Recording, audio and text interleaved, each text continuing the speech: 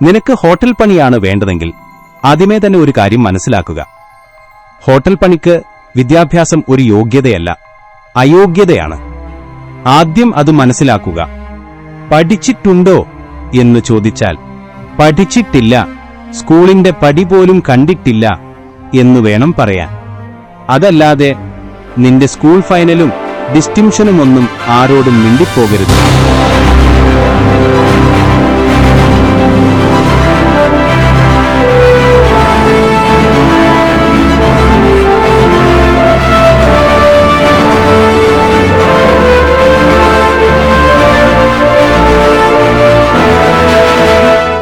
കംസന്റെ അംശാവതാരമായ ഗോവിന്ദൻകുട്ടി അമ്മാവനോടുള്ള വാശി എന്റെ മനസ്സിൽ നീറി നീറി പുകഞ്ഞുകത്തി. നാട്ടിലേക്ക് പോകുന്ന പ്രശ്നമേയില്ല. എങ്ങനെയെങ്കിലും ഈ നഗരത്തിൽ ഒരു ജോലി കണ്ടെത്തണം. വാശിയോടെ ഞാൻ ജോലി തണ്ടാനിറങ്ങി. ഓഫീസുകൾ ഒന്നൊന്നായി കയറിയിറങ്ങി.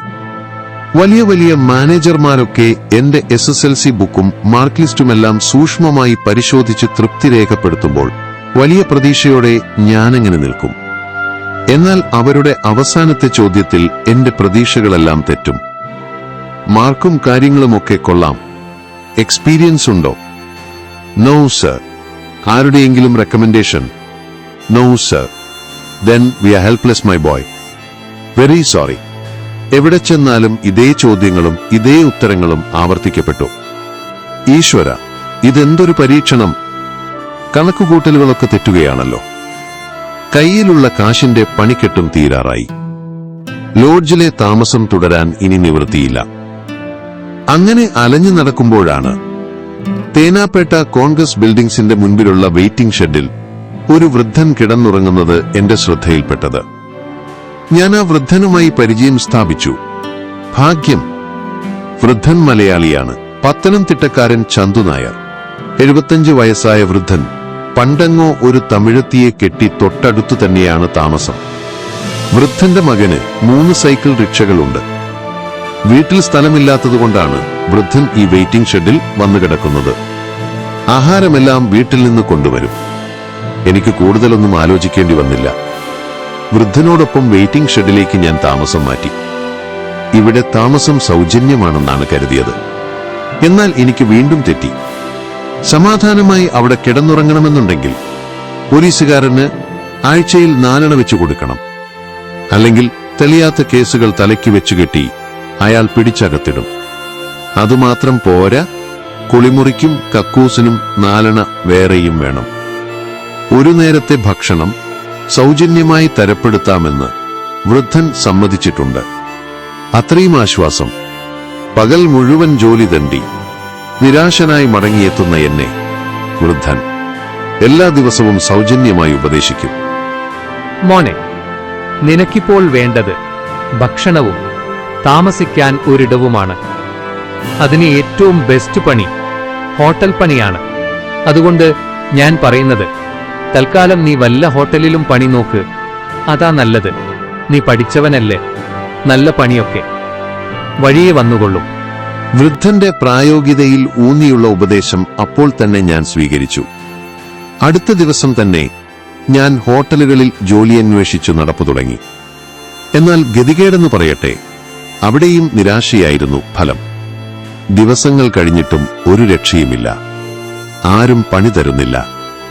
ഒരിക്കൽ ഒരു ഹോട്ടലിൽ തൊഴിൽ യാചിച്ച് നിരാശനായി മടങ്ങുന്ന എന്നെ അതേ ഹോട്ടലിലെ ജോലിക്കാരനായ ഒരു മലയാളി ദയാപൂർവം അരികിലേക്ക് വിളിച്ചു. കാര്യങ്ങളൊക്കെ അന്വേഷിച്ചറിഞ്ഞ അയാൾക്ക് എന്നോടെന്തോ മനസ്സലിവ് തോന്നിയിട്ടാവണം ഹോട്ടലിൽ ജോലി നേടാനുള്ള ചില അടവുതന്ത്രങ്ങൾ ഉപദേശിച്ചു. നിനക്ക് ഹോട്ടൽ പണിയാണ് വേണ്ടതെങ്കിൽ ആദ്യമേ തന്നെ ഒരു കാര്യം മനസ്സിലാക്കുക. ഹോട്ടൽ പണിക്ക് വിദ്യാഭ്യാസം ഒരു യോഗ്യതയല്ല, അയോഗ്യതയാണ്. ആദ്യം അത് മനസ്സിലാക്കുക. പഠിച്ചിട്ടുണ്ടോ എന്ന് ചോദിച്ചാൽ പഠിച്ചിട്ടില്ല, സ്കൂളിന്റെ പടി പോലും കണ്ടിട്ടില്ല എന്ന് വേണം പറയാൻ. അതല്ലാതെ നിന്റെ സ്കൂൾ ഫൈനലും ഡിസ്റ്റിങ്ഷനുമൊന്നും ആരോടും മിണ്ടിപ്പോകരുത്. വിലമതിക്കാനാവാത്ത ആ ഉപദേശം എനിക്ക് തുണയായി. ആ മലയാളി ഉപദേശിച്ചു തന്ന അടവുതന്ത്രം ഞാൻ കണിശമായി പാലിച്ചു. ഫലമുണ്ടാവുകയും ചെയ്തു. എനിക്ക് ഹോട്ടലിൽ ജോലി ലഭിച്ചു. എച്ചിലിലകൾ എടുത്തുമാറ്റി മേശ വൃത്തിയാക്കണം, പാത്രങ്ങൾ കഴുകണം. ഇതൊക്കെയായിരുന്നു ജോലി. ചെലവ് കഴിയും. കിടക്കാൻ ഒരിടമായി. ആഴ്ചയിൽ 2.5 രൂപ ശമ്പളവും കിട്ടും. കുശാൽ. അങ്ങനെ മദിരാശി പട്ടണത്തിൽ സ്വന്തമായി ഒരു ജീവിതം കരുപ്പിടിപ്പിച്ചു വരുമ്പോഴാണ് നനച്ചിരിക്കാതെ ചിക്കൻ ബോക്സ് പിടിപെടുന്നത്. തൽക്ഷണം തന്നെ ഹോട്ടലുടമ എന്നെ പുറത്താക്കി. ഇനി ആശുപത്രി തന്നെ ശരണം. ഞാൻ ആശുപത്രി ലക്ഷ്യമാക്കി നടന്നു. രായപുരം സർക്കാർ ആശുപത്രിയിലേക്ക് 7 കിലോമീറ്റർ നടക്കണം. പോക്കറ്റിൽ 12 രൂപയുണ്ട്. ഏതാനും ദൂരം നടന്നപ്പോഴേക്കും എന്റെ കണ്ണിൽ ഇരുട്ട് കയറി. ഞാൻ കുഴഞ്ഞു നിലത്ത് വീണു. പിന്നീടൊന്നും ഓർമ്മയില്ല. Thank you for watching. Stay tuned for the next episode. Goodbye.